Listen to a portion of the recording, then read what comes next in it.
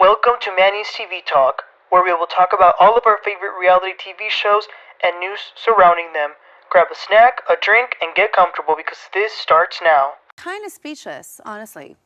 As you should be. About what?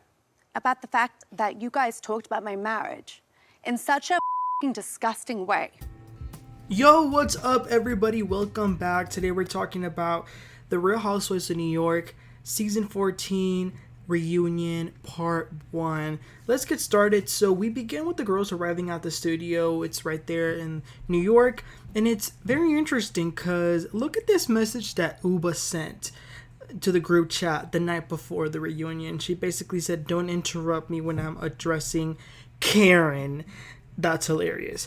They made it seem like the reunion was going to be explosive. And then we get right into it. The women sit. Andy is greeting everyone. They do address that Jenna has made history for wearing jeans to a reunion, which I normally wouldn't be a fan of. But I feel like it's Jenna Lyons. She kind of gets a pass. Andy does ask Sai if she already ate. That was funny. I will say, in my opinion, the best dressed were probably Jessel and Erin, I would say personally. So Uba begins by saying that she loves everyone on the stage. She really does appreciate the experience that they all shared. They all do, appreciate the opportunity. And Andy asks how did they feel knowing that they had, pretty big shoes to fill, being part of a new era of the New York Housewives. And he actually tells them that personally, he thinks that they did great. The first segment that they cover is Erin's storyline. So we see her quote-unquote storyline, her family, a little bit to her job, her and her husband, and how they did their vow renewal and that they were low-key open to being swingers. So after seeing that she says that she just recently moved to a new place. Jessel jokingly brings up Tribeca, where she says that she totally made it happen. And Erin says, "You're joking, right?" And oh my gosh, how embarrassing. That was clearly a joke because of all the memes that, were out there after Jessel said that. So that just shows you how lame Erin is, that she can't even take a joke. And Andy asked Erin about a millionaire matchmaker by the name of Frederick, who apparently Erin is really good friends with. And he asks her about him, and she says that she loves Frederick, and what you see on TV truly is him outside of the cameras. And Ubah says, "Oh, that's great, unlike Jenna." So that came out of left field. It was like, oh. Then they say, "What do you mean by that?" And Ubah says, "I think Jenna on TV plays victim, but in real life she's a powerhouse," which is sort of a dig, but a compliment at the same time. And Jenna responds by saying, well, she didn't know what to say at first, but she says that it's a lot to have like 10 cameras being around you, and this isn't the environment where she would be a powerhouse. She doesn't like arguments. So then Ubah says, well, if you don't like arguments, then why did you say I'm Team Erin? Oh, this got interesting. Ubah was coming in hot, but Andy says, we're going to get there. Andy asks Erin if she is like the anchor of her family, and she says yes. So she starts to share a story about her mom, her dad, her upbringing, and she gets emotional talking about it.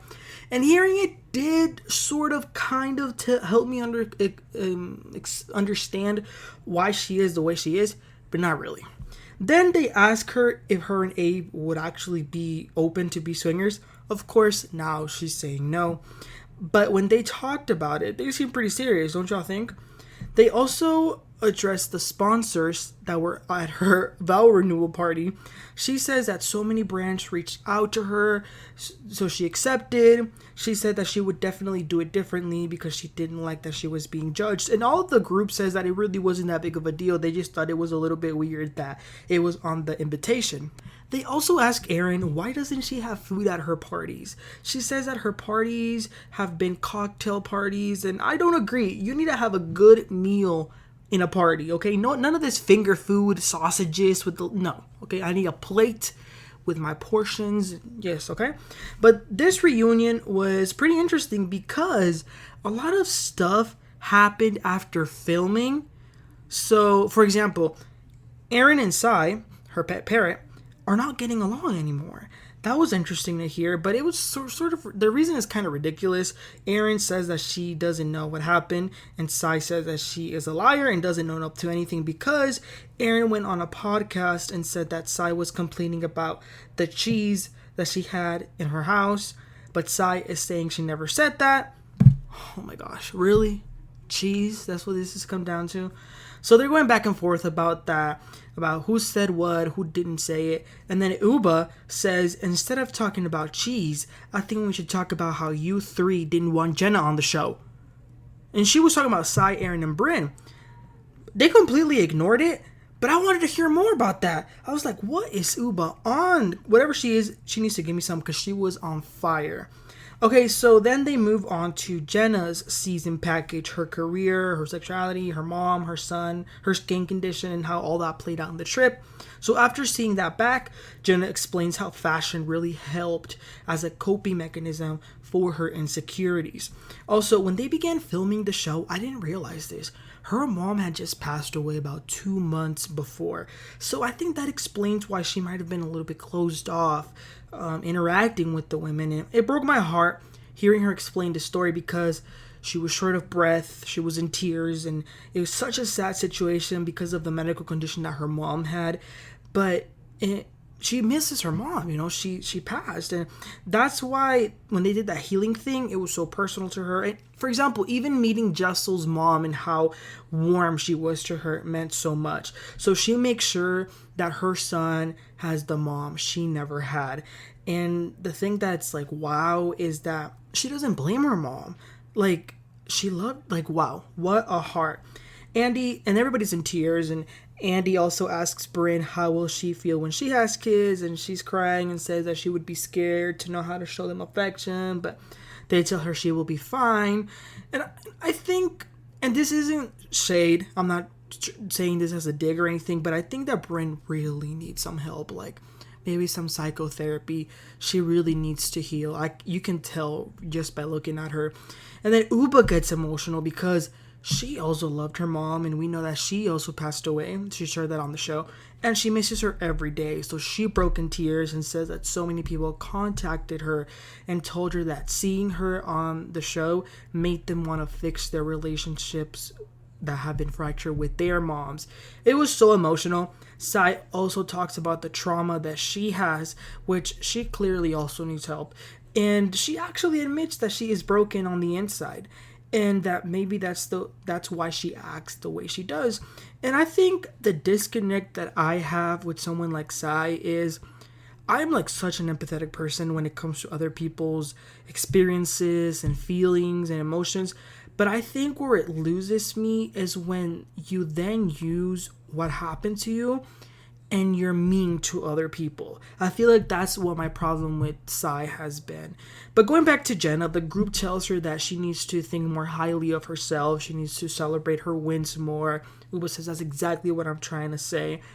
Andy also brings up that she was going through a breakup when the show was filming, but she now has a new romance. She's been seeing this person, I think, a little bit before the show ended, but they've known each other for years. Like, she always secretly had a crush on them, but it finally happened. So they have all met this person. She's happy. Good for her. Erin says that she never knew how insecure Jenna was about her body, so now she apologizes for telling the group that she flew in coach and saying it in a judgmental way. And she apologized, as she should, because that was mean. And Jenna says that was actually one of the few things that really bothered her, seeing it back. And she texted Erin about it, so she's apologizing. Sai also apologizes for doing so. They then talk about her closet, and they address Sai's comments about Jenna promoting her products, even though that's what Sai does for a living, promote things. Brynn says that she understands it, but Jenna says that it was never meant for her. Like, when she gave you the gifts, it was never meant for them to promote them on their websites or on their social media. She just truly wanted to give these people gifts. Sai tries to justify it, that she always thinks in a marketing way, and that she thought it felt ungenuine. They ask a question to Brynn because throughout the season, Brynn threw a lot of little jabs at Jenna, saying that there was double standards in the way she was treated, like she always got off the hook easily. But Brynn says it really had nothing to do with Jenna. It bothered her what Erin was doing and the way that she treated them differently. But I'm glad that there was a question calling the entire group out for making light of Jenna's skin situation. But now, they're all apologizing. All of a sudden. Y'all should have kept that same energy. Something funny, which they do talk about, is the way that Jessel reacted when she found out Jenna's real name was Judith, and the way she said it was, she was like, Judith? Like, it's hilarious. So that was that. After 40 minutes of this therapy session, they switch over to Ubah's season package. So they play her scenes, her modeling, her sauce, but most importantly, the man in Conneticut, the secret spilled by Sai. So once they viewed that, they ask her about Mr. Conneticut and if she's still dating him, and she says that she is. Andy and all the other girls met him, and it sounds like he's a good guy because they were all describing him very positively. But he's very private because of his work. Jenna gave some great advice to Ubah about her sauce. She also talks a little bit more about her family. She has a lot of siblings. Her relationship with her dad could be better. But finally, we get to the drama. So they ask Sai, why did you get so mad at Brynn for spilling the secret when it was actually you who betrayed Ubah's trust? And Sai says that perhaps it was because she thought her and Brynn had a much deeper friendship. And Brynn says, but you said it on camera. But Sai says, no one heard where he lived on camera. Like, they just knew there was a guy, but no more details than that. So Andy says, so did Brynn screw up by saying the state that he lived in? And Sai says, no, she shouldn't have said anything at all. But nevertheless, Sai apologizes to everyone because she did say it when she shouldn't have. Then Brynn comes with the fake tears saying that we haven't talked in 6 months. I've been so hurt. Erin jumps in and says, we truly promised each other that we weren't going to tell anyone. Like, we weren't going to say it outside of the circle of trust. Andy says, what's the circle of trust? Jessel says, it's where they talk about everyone behind their backs. Ubah says that the person who really has the most to blame is Erin, because Erin is the one that told Sai what Ubah told her about David. So she says Erin was the seed. Andy talks more to Jessel about this circle of trust, and she says that she was disgusted in the way that they were talking about her marriage. They insinuated that her husband was cheating on her. Erin has the nerve to say that she didn't imply that he was cheating on Jessel. And Jessel says, oh, you didn't? They play the flashbacks and it shows that 100% she did insinuate that. So Jessel says, you watched the show, right, Erin? Erin says, yes. She says, do you watch it with the effing blindfold all over your face? Don't forget also that Brynn told Jessel that Erin had told her that Pavit didn't wear his ring, but Erin now is claiming that it wasn't that serious. So then Andy asks Brynn, well, Sai just apologized to you. What do you think? Brynn says that she appreciates the apology, but she has heard too many negative things that Sai has said. For example, where does she live? What does she do for a living? Is she a whore? And Sai says, I never said any of that, which they go back and forth, but I kind of believe Sai. I don't think she would actually have said that Brynn was a whore. I'm pretty sure that would have been on the internet. Brynn also says, after they go back and forth, she says, whatever, I don't really care. I have 1,000 friends, so I don't care. Well, let me tell you something. Someone who has 1,000 friends doesn't say it like that in that situation. So she's clearly projecting, she's deflecting, and she's trying to overcompensate for something. I don't know what it is. And I'm just not Brynn making me agree with Sai for a little bit. But moving on, they turn to Jessel. So they take a look at her season and her marriage and how she put it all out there. So Andy asks how the sex life is. She says that it's much better.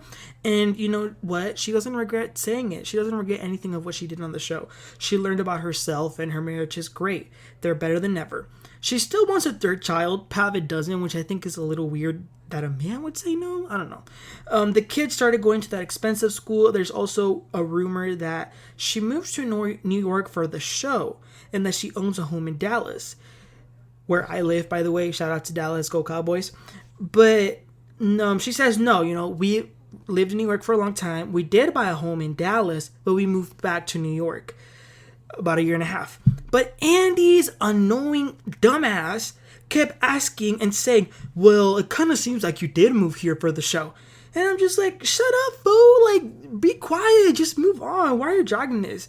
Okay, then they ask Sai, you said that you didn't believe Jessel and Pavit had sex. Why didn't you? She says, well, it's really none of my business. Although from the outside looking in, it looks like they have no connection. Which, that was a very crappy thing to say. So Jessel gets emotional because she was going through postpartum depression when she was filming this show. So obviously she was not in a good place in her marriage. Not her marriage, but just herself. So for Erin and Sai to use this opportunity to insinuate that her husband cheated and to create something out of this is very disheartening, and Jessel is not having it. Listen, Jessel, she need to get up in there and shake some sense into these two.